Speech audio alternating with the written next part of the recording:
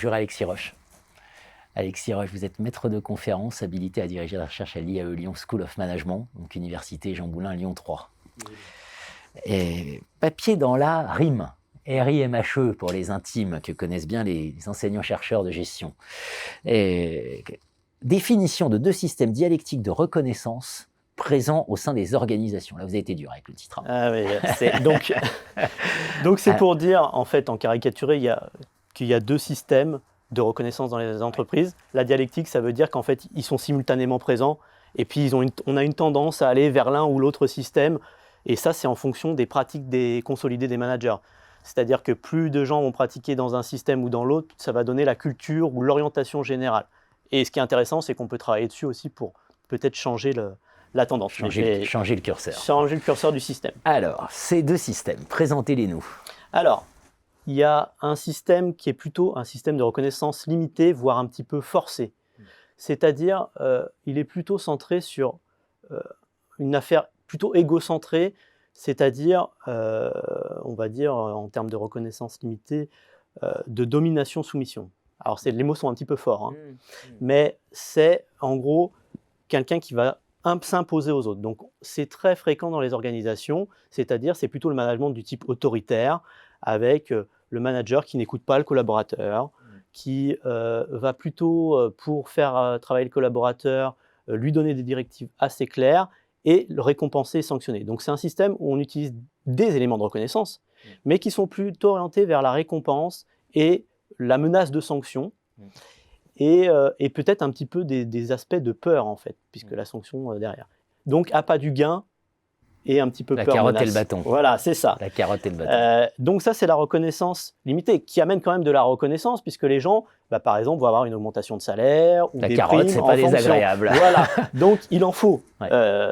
Voilà, mais ce système, et je trouve qu'il est relativement enseigné, en tout cas, parce que peut-être plus facile, la récompense, la sanction, tout le monde comprend depuis l'enfance comment ça marche. Et donc du coup, en entreprise, on utilise beaucoup ce système-là.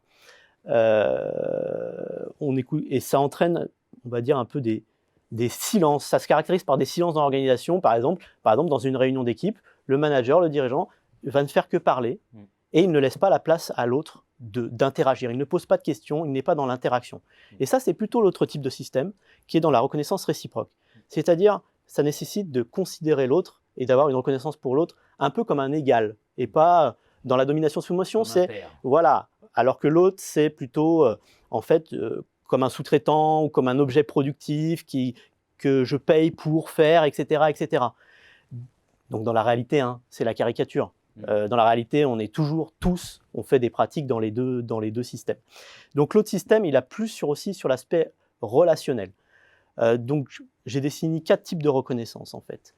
Il y a une reconnaissance plutôt physiologique, c'est-à-dire elle se passe un peu du regard de l'autre, quand on a pris conscience de soi, quand on touche, quand on sent, quand on affecte, eh ben on reconnaît qu'on existe.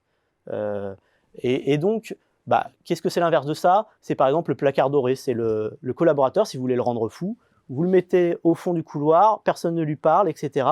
Et il va développer des pathologies mentales. Et ça, c'est d'autres expériences le montrent très bien en psychologie, c'est-à-dire l'isolement.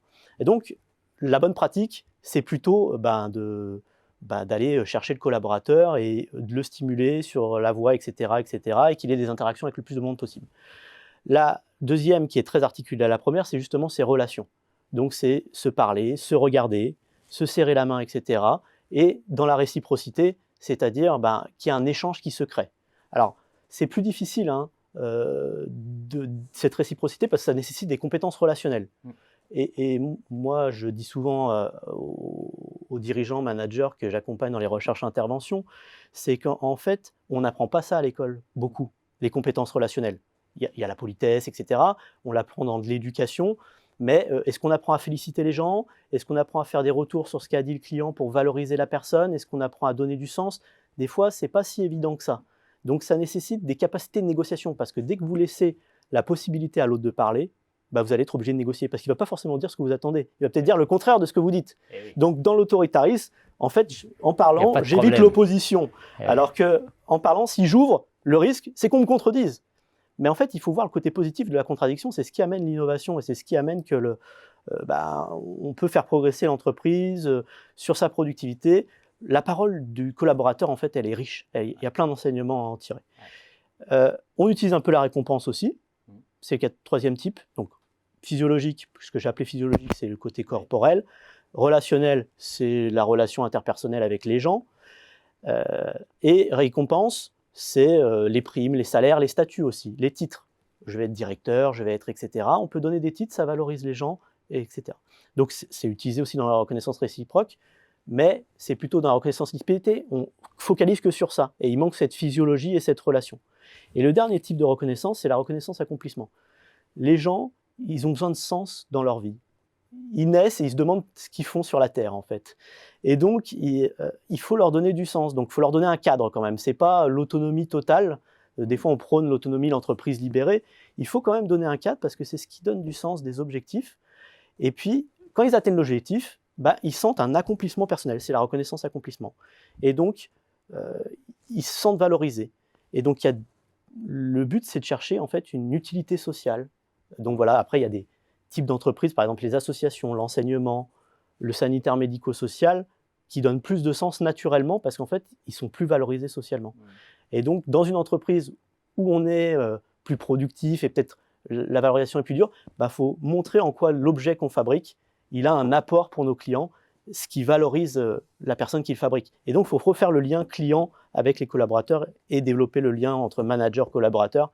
Et ça, je crois que ça passe par un management de proximité. On en parle beaucoup, mais après, la difficulté, c'est de le faire.